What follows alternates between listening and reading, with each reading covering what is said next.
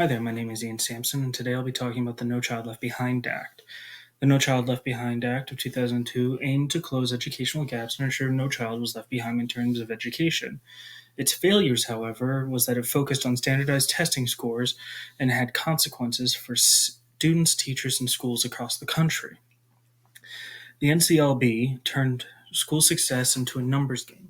Test scores in reading and math became the only benchmarks that mattered, forcing schools to prioritize testing over meaningful learning subjects such as arts, sciences, social development skills, health classes.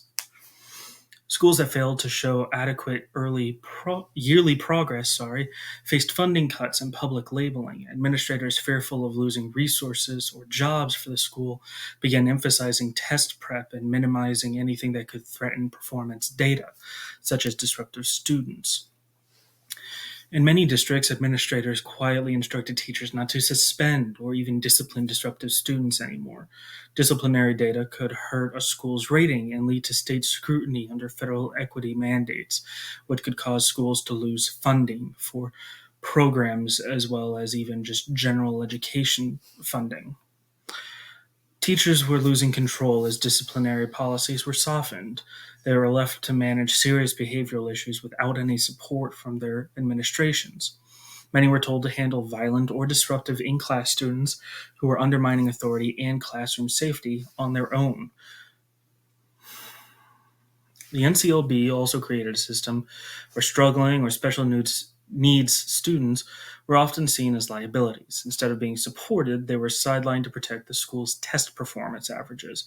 Usually, these students were sent to another room and during test periods were given an alternative test instead. To meet NCLB mandates, instructions became narrowly focused on test content. Things like curriculum were tailor-made for test prep instead of regular research and skills. Things like test-taking strategies rather than critical thinking or in-depth subject knowledge were highly prioritized. Funding was also diverted from counseling and behavioral programs to test prep. Students who needed emotional or behavioral or even monetary support found fewer services and which increased disruptions and decreased learning time for all students. Between 1992 and 2003, fourth grade math scores rose 18 points, but 2003 to 2013, after NCLB had been put into effect, they only rose by 7 points, meaning that it didn't actually improve as the previous years. Despite the federal focus, test scores grew stagnant. Billions were spent on assessment tests and studying these tests, yet student outcomes barely budged. The No Student Left Behind Act failed to deliver the academic improvements it promised to the public. The act disproportionately harmed low-income and minority students. Underfunded schools were punished for low scores, but rarely given the resources needed to support their most vulnerable students, such as African American, Latinos, and other things. The photo in front of you shows what is a class being taught inside of a lecture hall instead of a classroom. Some schools quietly pushed out underperforming or disruptive students as well. These students were informally encouraged to leave or transfer to alternative programs or even charter schools or secondary schools, all to protect the test score averages of the public-funded district schools. Teachers were also now being told to no longer write referrals, even for things such as assault in class. This left many teachers feeling unsafe and unsupported while trying to manage increasingly volatile classrooms. Go ahead, ask any teacher nowadays. I'm sure you will be able to hear many stories of such things happening. Now, fair discipline teaches responsibility. The No Child Left Behind Act turned discipline into a liability, not a learning tool. They eroded the school climate and removed consequences for harmful behavior. Things like embarrassment tactics or punishments, such as suspensions, were no longer given out due to reprimands. The minority disparities also grew.